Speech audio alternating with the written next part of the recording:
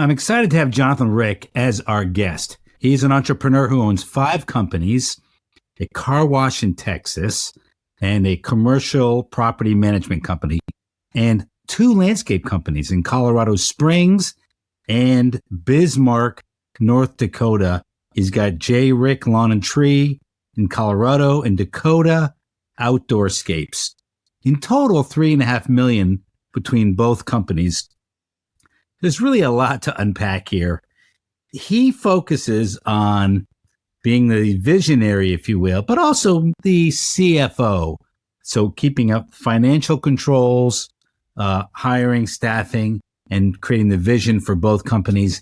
He handles a few clients in each, the highest level companies, and otherwise really tries to act as the business owner. And you're going to learn about the struggles of running and sustaining small companies. You're going to learn how his professionalism helps him when he loses a client, but through his professionalism wins them back later. We all hate losing bids, but it's great when those bids bounce back. We're going to get into really quite a bit of detail here on efficiency, his strategies on estimating, seasonal challenges, his high profit expectations, how he balances growth and stability, how he really balances a work-life balance, having companies in 2 completely different areas. Quite a lot to learn here if you're a small business person or really a larger entrepreneur, because he has done a great job of sort of living in all those worlds. If you want to learn more about what we do at Jeffrey Scott Consulting, go to jeffreyscott.biz and especially look into our peer groups where we have a huge community, if you will, where we're sharing best practices and helping each other. And this podcast is just also a way to help both my community, but anybody who's listening, really trying to make this industry a better place by showing the professionalism of others and really the dream of what your career can be, what your company can be, what our industry can become, is becoming highly, highly professional. And Jon Rick here is going to help you see the way as well. Here we go. My name is Jon Rick. Currently, I own a few different landscape companies in the landscape industry, I should say. One in Colorado Springs and one in Bismarck, North Dakota. They're very different companies. The one in Colorado Springs is mainly chemical lawn care, which means that we're basically in the service industry 100%. We don't do any irrigation. We don't do any mowing. And we definitely do not do any landscape type work, landscape construction type work. And North Dakota is 100% different. That is basically all landscape construction. I think right around 95%. We do a tad of maintenance, and that's just for very large residential installs that want us to maintain their properties. And then I'm also in a few other things. I've got a commercial property management company, as well as some commercial real estate, and have done some commercial development as well. So, I forget about all the things I'm doing because I also own a car wash in Texas. So I'm kind of all over the board. I think it's 3 different states and 5 or 6 different companies right now. And your wife is also in the real estate business, is that right? Correct. Yes. And what does she do? Just to add to the mix. Well, she owns her own brokerage. She's mainly residential. I'm mainly, my real estate focus is commercial. But she owns a residential brokerage, so her and I have a lot in common in that facet of just looking at real estate and seeing numbers and that type of thing. So she's a broker. How many realtors work for her? I think she's got 5 or 6 under her right now. She's kind of got a boutique firm, and that's the way she's trying to keep it. It's not trying to get like too large. She's not trying to be like one of the national companies. It's a locally owned, type of a brokerage. So she's keeping it local and trying to keep her hands around it. And so where is local, John? Pick a state. Oh yeah. Okay. Yeah. Good question. So, it took me a long time to figure that out where it was going to be. And it's Colorado Springs. I was born and raised in Bismarck, North Dakota. I started my business there during the oil boom. Just there was so much demand. I had friends calling me. I went up there on vacation and ended up working the whole time. I'm like, geez, I could make a lot of money up here. So I sent guys up there, and I had thought about moving back there for multiple years, and decided that Colorado Springs was the place for me, just because I grew up in it, and that cold weather in the winter is just, it's too much for me. I got kind of weak on that weather. So Colorado Springs is home. Wait, Colorado Springs has winter too. You just saying the dry cold is better?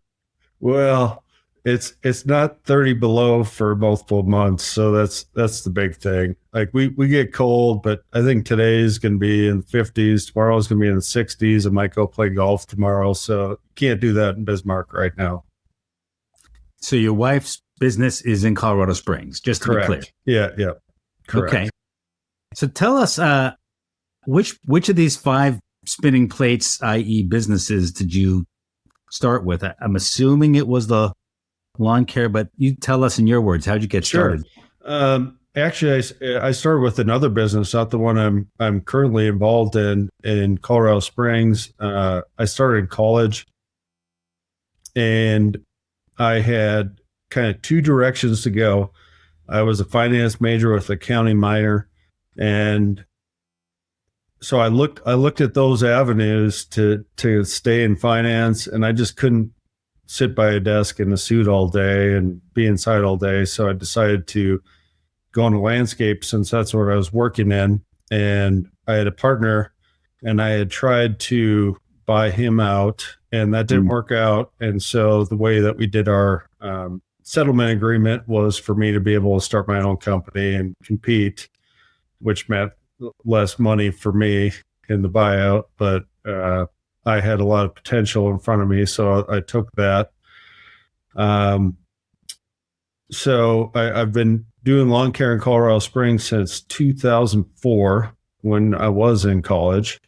And I started J. Rick, the current company I'm with, in 2011, late 2011. Really didn't start production until 2012.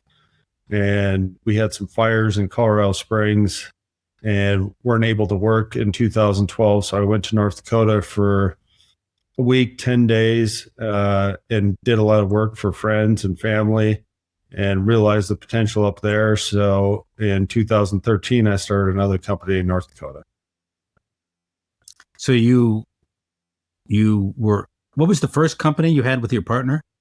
It was called Integrated Lawn Care. It's still around. It's been purchased by, hedge fund type money. Now it's not locally owned. Gotcha. And so that's where I was at from 2004 till 2011, became a partner in that company. And then really 2012 is when I really started producing for J. Rick. And that's lawn care good only, since then. right? What's that? So in Colorado Springs, it's lawn care only. How many employees do you have there? 15 in season. Okay. So who's running that company? Well, that's a great question, because I've had a lot of kind of heartache finding a good operations manager. It's been really difficult to find somebody that's aligned, because I'm willing to give somebody all the tools that they need, whether it's money or helping them find people or whatever they need. I just need somebody to run day-to-day operations. And so for probably now, I want to say 2.5 years, I've probably gone through 4 different operations managers, and finally have found somebody that's totally aligned and that's a great implementer of my ideas. Like, he can implement everything I throw at him, and it, like, now the sky's the limit. It's just I found a really great person. Fortunately, he came to me from a company that was had expanded from Utah to Denver, and they were doing too much business in Utah and needed to shut down their Denver branch because it was too far out of their network. And so he didn't want to move to Utah, and he wanted to find a local company to work with, and he found us, and he's been great. So he was living in Denver and then went down to Colorado Springs. He kind of lives in between Denver and Colorado Springs, so it was either or. Denver or Colorado Springs was a good landing spot for him. Gotcha. Yeah. So is he out of the landscape industry? He's from landscape. Yes. Yeah. First was snow removal for a big Mortensen, I think, or something like that. It was a big national snow removal company, and this was more commercial maintenance that he was with, but he had his pesticide license and things like that. So he understood that side of the business. But what he really, to me, it doesn't really matter if they have that much experience in what we do. What matters to me is that they have experience in growing employees and growing revenue and keeping our net profits intact all at the same time. So what are his responsibilities versus yours? And whichever the shorter answer is, tell us that. Okay. Well, his responsibilities are mainly running all the people. That's something that I've never I do okay at, but I'm not great at running employees, and I'm not like a rah guy. I grew up being expected to work hard and do a good job, and then I'm rewarded with a paycheck. That's how I grew up. Yeah. And it's very hard for my mindset to change, a lot of this culture stuff that's happening now. And so I need somebody that can create culture and create a good place for people to work, because I'm more than willing to pay above average salaries, but I'm not more than willing to pat people on the back for a job not well done. Yeah. And so I need somebody that can, I'm a little bit rough around the edges, and I need somebody that can be a little bit softer than me at certain times. So he's really running our guys. But also we're just changing software right now. And that's been a huge deal because we've been on the same software in lawn care for, well, even when I was back at my last company. So I haven't seen a new software since 2004. So he's got good ideas on how to grow and things like that. And I'm just behind him for everything. And that's what I feel like my role is, to be behind our operations. And then really my main job is, managing our financials and just looking at our numbers and knowing what we need to do with our pricing, with in any of our costs structures and things like that, and knowing what we need to charge clients based upon what our costs are in any certain year, to make sure that we maintain our levels of profitability that I expect. Yeah. So you're in charge of the finances, or overseeing the finances, pricing, and you've got your own vision, and you're in charge of kind of keeping that vision out in front of him, and his job is to help implement that vision. Yeah. Yep. Correct. So are you involved in hiring or firing at all? Very little. Other than when I see something, I like certain people that aren't following our procedures or protocol or anything like that. I see something out there, I might say something like, he needs a warning, or he might need to not be around here. He doesn't seem like our type of person. Are you involved in marketing at all? Very little. So he runs your marketing program or campaign. Yeah, runs it by me, and I approve or not approve certain things. But yeah. Are you involved in sales at all in Colorado Springs? Very little. I would say very. If it's something really large, I'd like to approve it. I like to see the pricing and what it's based on before we submit a bid. And with we're mainly residential. We're probably 90% residential. And so any of that type of pricing, I don't need to approve any of that. It's basically square footage pricing and things like that. So yeah. we actually probably 3 years ago, maybe 4 now, started this ranch services where we spray and do some fertilization and things like that for pastures, like larger areas, like anywhere from 10 acres to, I think our biggest one might be 600 acres. Mm-hmm. And so that's a little different. So I'm involved in that. And we have a couple of really large customers. They're wealthy businessmen that own ranches, and like that, they're my buddies. And so I deal with those guys directly, and I give them, I bid, I give them their pricing. I meet with them in person, but these are accounts that are 300,000 plus a year. So it's big accounts, and I enjoy it. So yeah. I'm involved with that. Okay. So, and does he see all the numbers? Like you said, your hat is finance. He sees all the numbers. Yeah. Yep. And so what is your net profit goal? Like basically you're telling him, hey, as long as we hit these growth goals, I'm assuming, and profit goals, you're in charge. And so what is your standard there? I would say at a minimum 20%. That's not fun for me. 20% isn't fun.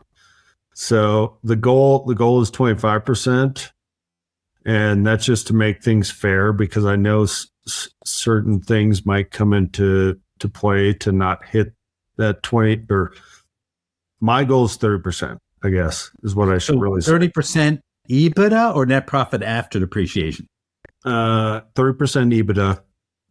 25% would be after depreciation. Gotcha. Okay. And what's your plan to scale and maintain that healthy margin? Great question. So this portion of this ranch business has really done well for us. So that's where we're really pushing some of our marketing, because they're not knowing our area, it is difficult to understand this, but in between northern Colorado Springs, aka Monument, and Denver, there's a lot of kind of ranches and ranchettes, and most of them are owned by like wealthy businessmen. And they need somebody that's going to take care of things for them, and they don't want to make a lot of phone calls. Because I'm talking about billionaires, not millionaires, So that's a great avenue for our growth, and we're pushing more and more of that. I think we went from last year, or 2023 was like 48 ranches, and I think this year was 81. So that doesn't sound like a lot, but when you're talking hundreds of acres at a time, like it really is a lot, and adds a lot to the bottom line. And then our other big thing is the neighborhoods that we're in, these high-end neighborhoods that we're in, is increasing our sales in those neighborhoods for less windshield time. Yeah. That's the biggest thing for a residential side. It's just getting every neighbor on board with us. And whether that's, we're still do some door hangers, when our techs are in the area servicing lawns, saying, hey, we serviced your neighbors today. Look at their lawn. It's right across the street from you, or right next door to you. And so we're still doing some of that. We're sending some postcards to those people on certain streets.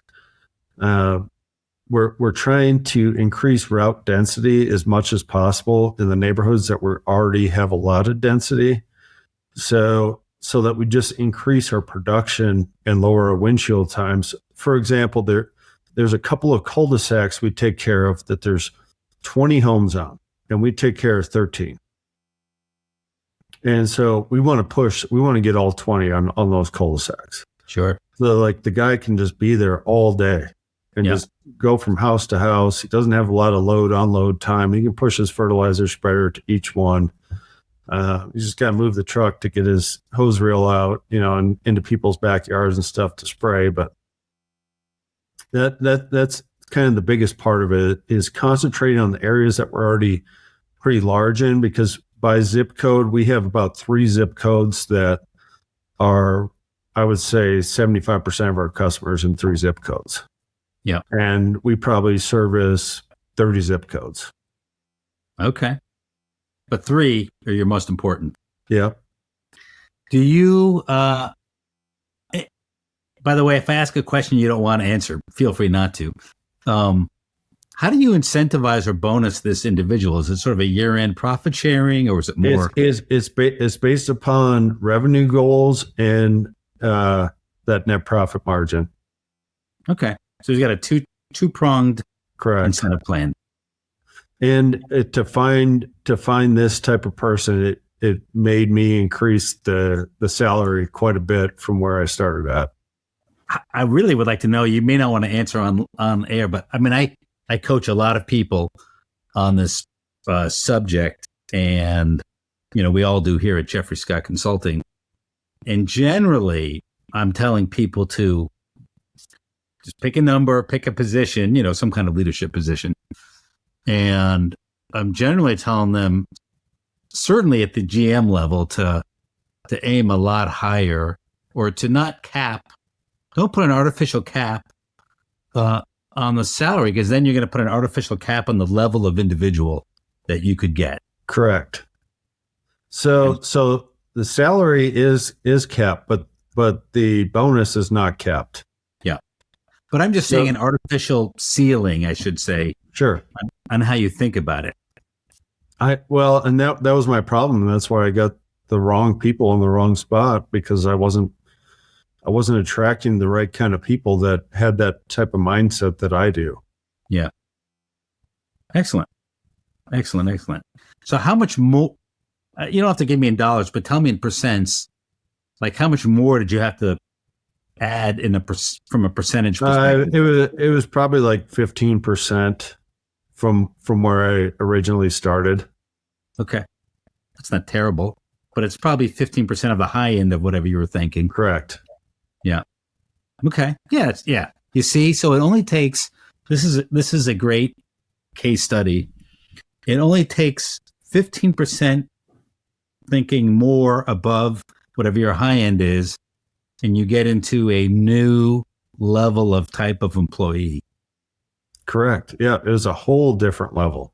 It was a huge change from what I had seen from the previous few. And a couple of the guys came from like national companies in maybe not necessarily, more like production management, not operations manager, but they weren't ready to be like operations to general manager. And like where my guy is flowing, like he's going to be general manager basically this year.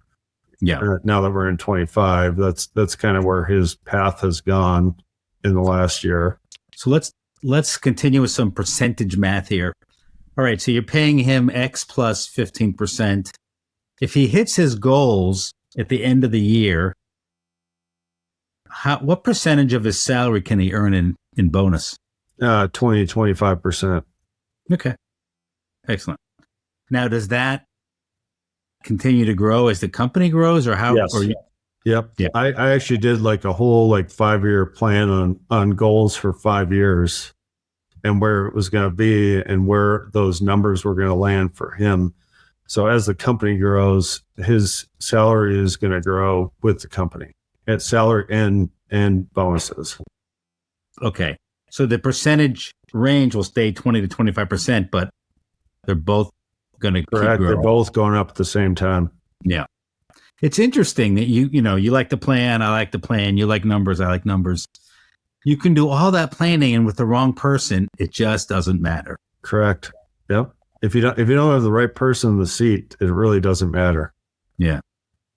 But then you get the right person in, and it's like music to his ears, I'm assuming, and it makes a huge difference. Yes, it does, because they have something to chase too. So how many days a week or hours a week do you work in this business? That's another good. So I had my first baby at the age of 40 last spring, Okay. and that Congrats. kind of changed everything for me. Just because my wife is also growing her business at the same time, and she she had the baby and was working the same day. She was in the hospital, like setting up showings and ready to go back to work, and she Yep. was doing showings within a week. And fortunately for me, like she makes more money than I do. So like Yeah. I need to fill in some of this time because she has more income potential than I do right now. It's crazy. You told me offline and I was like, whoa, that's a lot. So Yeah. she does very well. Yeah. So I need to make sure that I give her time to do what she needs to do. So I would say my average day in the office is probably 8 to noon ish. That's the time I spend in the office, and I have an office at home, so I bring my computer home with me if I'm hanging out with the baby or whatever. And I still do work, and I'm still answering phone calls unless he's crying like a whatever, like that's a little harder to take phone calls during those times. But So you're working half days each day yeah, and half day normal hours, but that might even be a third of a day for an entrepreneur. from what I used to work, when I was starting these companies and everything else, it's not even half days because I was working from 5:30 in the morning until 8:30 at night. So Right. yeah, I was working 80, 90 hours a week and all weekend to get things rolling. So it's way less than half of what I used to work. Yeah, I understand. Yeah. So this is company one. What about company two, which is up in, where'd you say, Bismarck? Bismarck, North Dakota. Yes. So that thing just lit on fire because of the oil boom was happening at that time. And also the town of Bismarck got flooded by the Missouri River the year before. And that's kind of why I went up there to help some of my friends that lived around there and had a bunch of sand in their yards. But I just basically ran a skid steer and helped them seed and maybe put down a little bit of rock and things like really easy landscape work, nothing fancy. It's all stuff I knew how to do. But the whole point was there was really no contractors up there that were professional. And when I say that, I don't mean that they're bad people or anything like that, but like they didn't answer their phones. They didn't show up when they're supposed to. They didn't give you bids, things like that. Their crews didn't wear uniforms. They wore shorts and tennis shoes and no shirts and stuff like that. And so like really, I brought some professionalism to that town. That's where I grew up. And I grew up in a totally different industry as for a fence contractor. And like we did all those things. We wore boots, we wore jeans, we wore uniforms, and we were a professional company, but the landscape business up there didn't have any professionalism really. And so I had learned that and I was able to capitalize on that. And I think our first year in business, we did almost $700,000 in one. And that's when I was running a business in another state and I was flying back and forth. I think my mate, I'd usually fly up there on Tuesdays and I'd come back on Thursdays. So I'd be in Colorado Monday and Friday. And I'd be up there in the middle of the week, and I was doing sales, I was doing project management, accounting. I was doing everything for that business. And like, geez, $700,000 for a startup lawn care business when you're getting, just call it now $75 for a treatment, but back then it was probably like $50 for a treatment. $700,000 is hard to get in your first year. Doing that because you need such a huge volume of customers. Right. But the business in Bismarck has a different focus. Yeah. Design build. That's basically all we got into a little bit of maintenance because we did a couple of design build projects over 300,000 and those people asked us to maintain it. And they don't ask us. They're not bidding us out. They know that we install the project really great. They know that we're going to take care of it really great. So we don't advertise that. It's just those kind of high end people that we built for that want us to service their account. We're going to service their account because they've treated us right, and we're going to treat them and take care of their property the way they expect it to be. Isn't it amazing that just answering your phone, being responsive, turning around proposals and emails on a timely basis, that separates you? What a low bar we still have in some parts of the country. Yep, that is amazing. And my goal that I give our lead designer up there is 7 to 10 days from the time you meet with them to the time you present a design and estimate. I don't care how big it is, 7 to 10 days. What's your average project or typical project size? Well, that's a great question because it's all over the board up there. And that's another reason why we've been really successful, because we actually do take on the small projects that nobody will return calls on. And those are some of our most profitable. Yeah. So, just call it like a $8,000 to $10,000 small renovation. And I'm talking about ripping out rock and edging and plants and replacing rock and edging and plants.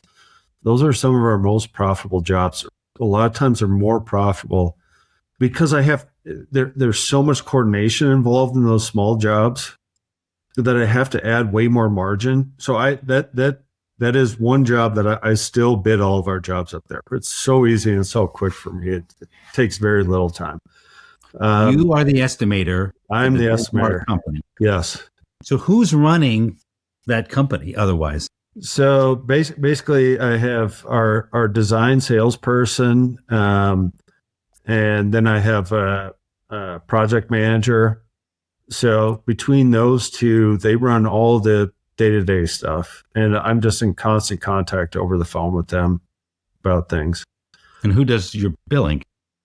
That goes to our Colorado Springs office for the most part.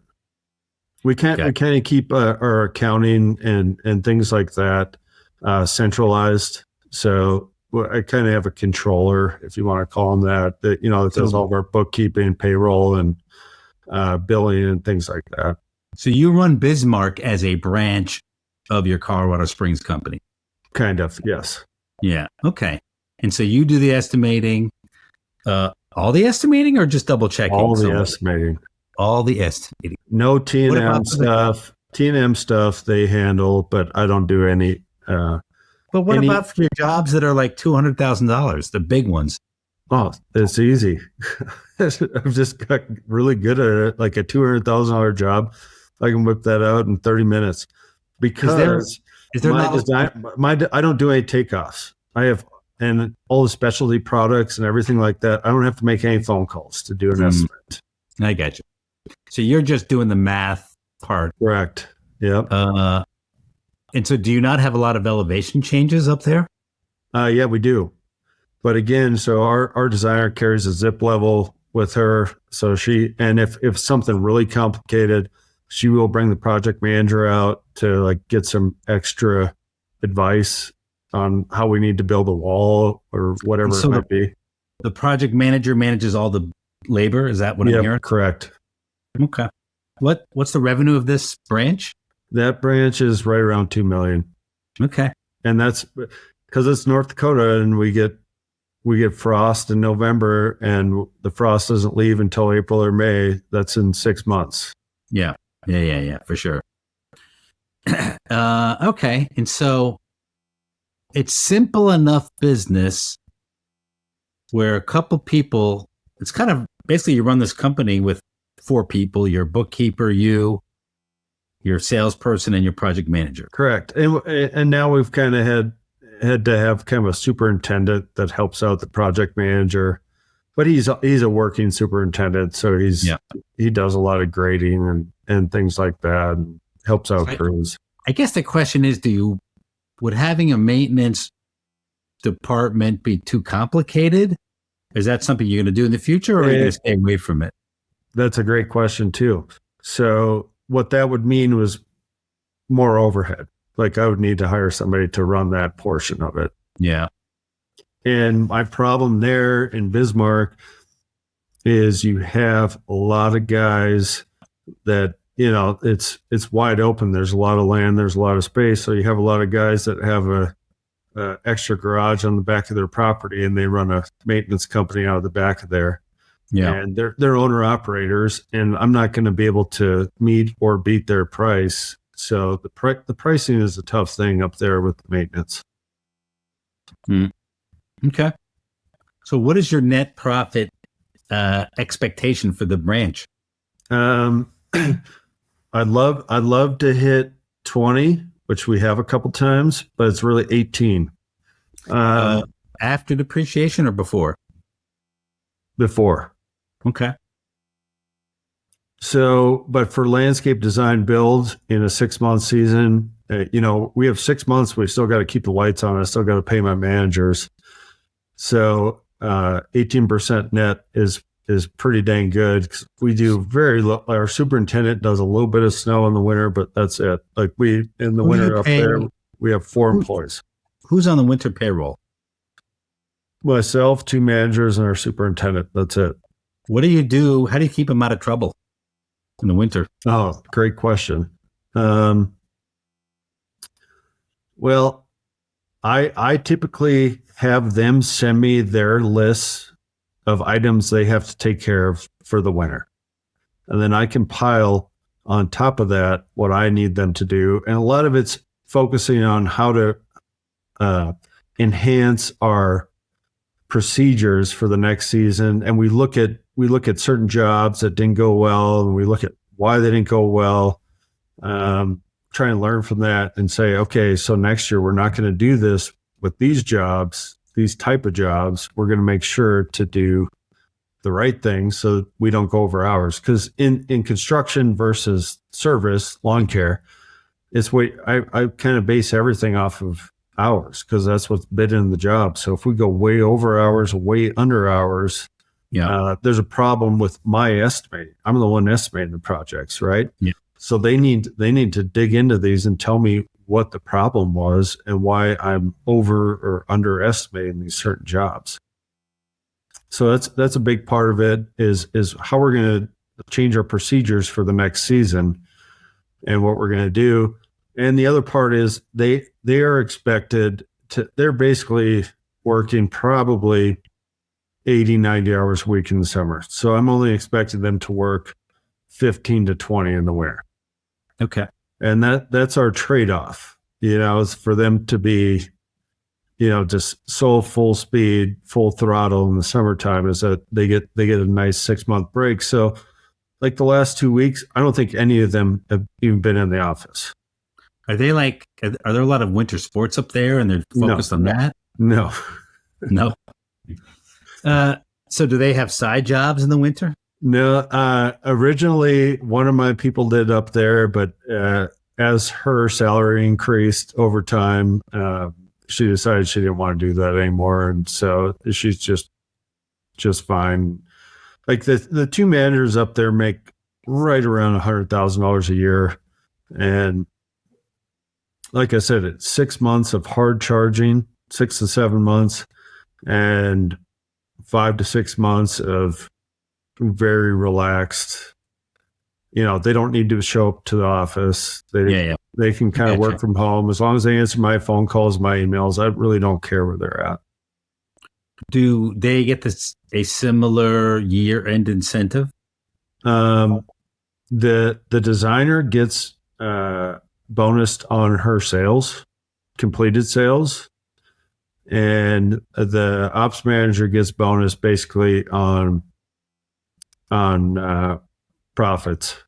It's more profits versus goals because she can't drive profits as much as I can up there. So I should say gross revenue. Yeah. So as long as the production manager's a woman.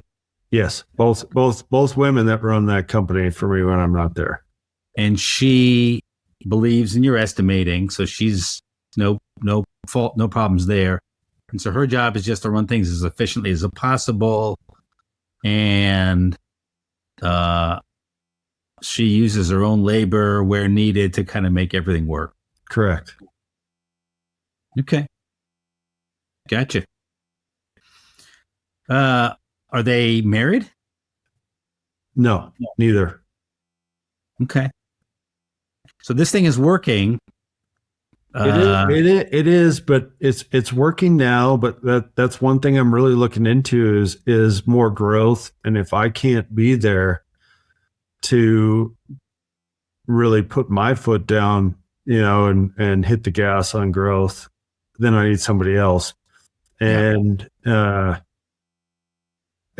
unfortunately, neither of those two, and I'm fine with saying this because they're going to hear this in a day or two anyways, because this is what I've been looking into. Neither of those two are ready to step up into like a general manager position. Yeah. And so I need to hire a general manager if I want to grow that business. Yeah.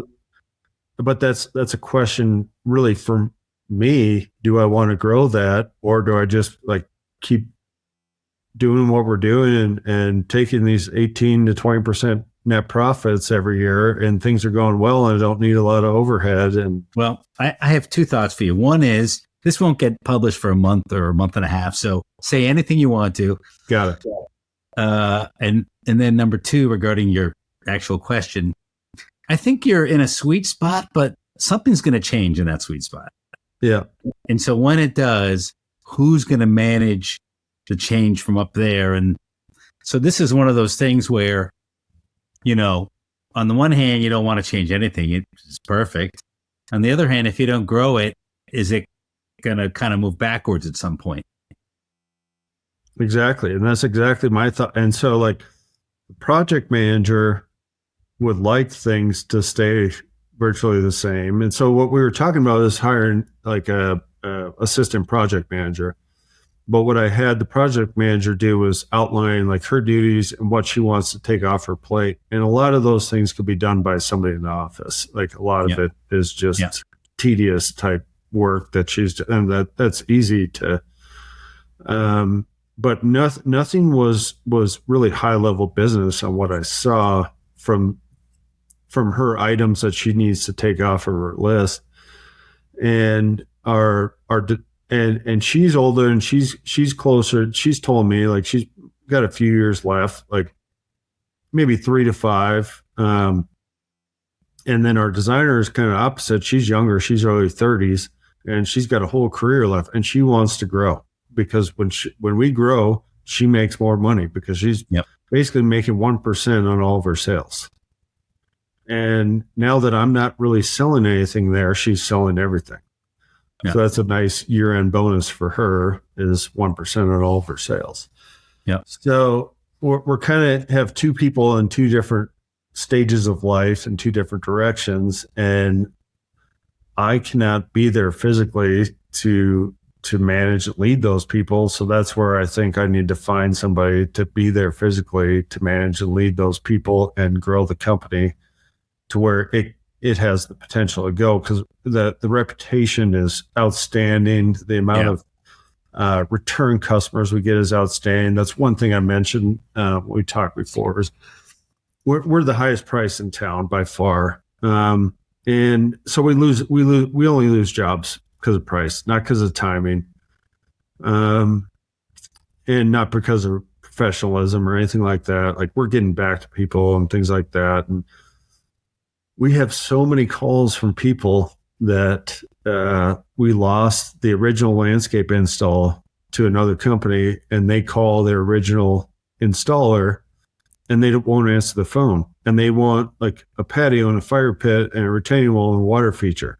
So they want like an extra 50 because they're in the house 2 or 3 years and now they recovered and they have some extra revenue and they want to put more money into their house. And we get those jobs every single time. So even when we lose jobs, we get work from those people. Mm. Love it. Love it. Love it. This is good stuff. It's going to be hard for you to hire that next person. Just thinking about what you said in Colorado Springs, how you had to go through different trial and error people. Yeah, until you because I'm found the not right there. one. So this will be trickier for you, or whatever. It'll take more. It's just going to take more care to get that right person. Exactly. And it's probably going to create some animosity with the current people that are there, because they're going to have to help with some of the training and things like that, and our processes and how we do things. Well, yeah, depends on who you bring in. It doesn't have to be someone from the industry in that Correct. case. And in that way, they'll feel less threatened, maybe. So, you're going to be threading the needle here, but I'm sure you'll make it happen. Yeah. Yeah. It's kind of either we're going to stay kind of stagnant and grow a little bit, call it 5% a year, or we can get a hard charger in there that kind of has my mindset, and they'll be taken care of for it, and that wants to grow it. So if you didn't do anything, this thing could work on its own for the next 3 years. Oh yeah. But then you'd have to do something. Correct. Assuming. Yeah. Okay. So that's your second business. How about this car wash in Texas? Oh man, that's my only sore spot in all this different stuff. Between my wife and I was just looking at the end of the year. We're pushing like 8 figures in real estate that we own. So we don't need to work anymore. Like it's just, we work because we both want to work, and we would get way too bored if we did not, have something to do all the time, and like some goals and things like that. We don't want to sit around and just like collect checks and hang out.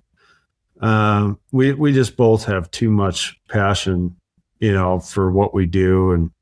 And really for me, like, that's where I didn't want to be. Like, I love green grass. Like, I love being outside. That's why I didn't take a career in the finance industry. Yeah. So it's just, it's a tough spot. I got offered a 15, you probably haven't heard this yet. I got offered 15 times EBITDA for my business in Colorado Springs recently from a very reputable national company. I'm sure you know who they are. I'm not going to say who they are. 15 times EBITDA. But I thought to myself, and I talked to my wife, what are we going to do with that? Might invest in more real estate and just sit around? No. Like, we want to work. We want to do things. I just turned 41. She's 37. We have a lot of life left in us. We got a lot of room left to go. And so we're just going to keep pushing. And yeah, there's always going to be obstacles. There's always going to be employees that quit, and really important employees that quit. But since I've been doing this, well, that's 20 plus years. There's always a solution to be found. There's always a solution. It's never like we're going to give up because somebody that's really important to the company left. The most important person in the company is the one that founded it, especially if they're still involved and want to do things the right way. You can always find a solution. So why was the car wash the sore spot? Yeah. Because it makes very little money, if any. And I've never visited it. I have somebody that kind of runs it, and it was a bad business to get into. Wait, is it in Houston by any chance? No, it's East Texas, Palestine, Texas. Okay. Or Athens. It's on Palestine Drive. It was a 1031. It was a real estate deal that I shouldn't have done. It was a 1031 exchange for another property I had sold. And I was like, well, this thing has great cash flow, but the cash flow didn't mesh up very well with what the actual cash flow is. And I've been figuring that out. Fortunately, there's a billboard and an ice machine on the property that basically pay the bills. There's just very little cash flow. And a lot of people, when they talk about real estate, say that you shouldn't worry about cash flow. You worry about your appreciation. You worry about your tax deductions through depreciation. And you don't worry about cash flow. But all my real estate has cash flow. So I'm going to worry about it because I don't want a loser in my portfolio. And right now, that is a loser in my portfolio. Okay. And the big thing is I've never been there. Yeah. And I don't really have the time or the passion to go take over this because it's not a huge chunk of my overall balance sheet. It's very small, like less than 5%. So I can't put a lot of time and effort into that when I have things that are making me 20 to 30% on the other side. I want to put my time and effort in that. And if I'm paying off some debt and breaking even, I guess I'll take it, but it's for sale. It's for sale. It sounds like you would take a loss leading amount of money. Yeah, you're correct. Yeah. Okay. All right. Excellent. So how do you guys spend your free time? I think you said you have a house in Minnesota as well. My family does, and so we go up to the lake in Minnesota quite a bit. Yeah, that's where I grew up, was on the lakes in Minnesota, so we try and go up there as much as possible. That's where my wife is from, as well as Minnesota. So she really likes the lake country in the summertime. So it's a big summertime thing for us. And fortunately, I can still water slalom ski on one ski at past 40, so I enjoy doing that. Mm-hmm. And just enjoy being on the water, and like the kids, like even the little baby, I had him in a tube in the water with me for hours and he was loving it. So yeah, we love going up there. We have a place in the mountains about an hour from Colorado Springs. It's really in the mountains. There's nobody around us on acreage. And so there's some cattle on that place in the summertime, not in the winter, but we really enjoy that because there's nobody around. It's so quiet. We usually go up there once a week. What's it called? What's that? What's it called? In the mountains? Yeah, the city. Oh, it's in between Florissant and Cripple Creek. It's behind Pikes Peak, basically. Yeah. So you've been up Pikes Peak. Have you ever raced up or down? No, I don't do that. The only time I'm racing up a mountain is to like chase an elk or a deer or something like that. That's the only time I run really fast up the mountain. Have you watched that race up Pikes Peak? Oh yeah, I know a lot of people that have done it too. A lot of good friends, and I just can't believe it because I've hiked a lot. Our ranch is in between. The road's at 9,000. The top of the ranch is at 10,000 feet. And so I hike all around that area, and Pikes Peak is over 14,000. So I know just the difference in between going up 9 to 10,000. And I've also done some 14ers, just like walking, not running like they do for the Pikes Peak ascent and that type of thing. And it is just, you got to have some really good lungs, and you have to be so fit to be able to do that type of stuff. So Colorado Springs, I'm assuming, is a mile high, roughly, or what is it? Yeah, it's like 6,300 feet, right? 6,340, I think. And so the top of Pikes Peak is 3 miles high? Something, yeah. And so on this race, the car's got to do well at a mile high and 3 miles high? Oh, yeah. Dang. Which they start a little bit higher. I bet they start at maybe 7,000, 8,000 because they're starting a little bit higher than Colorado Springs. Well, a good friend of mine just got talked into climbing up with his new girlfriend up to the base camp of Mount Everest. Oh, wow. That was their goal, which must be about, I don't know, 15,000 feet. Maybe it's higher. And it's pretty high up.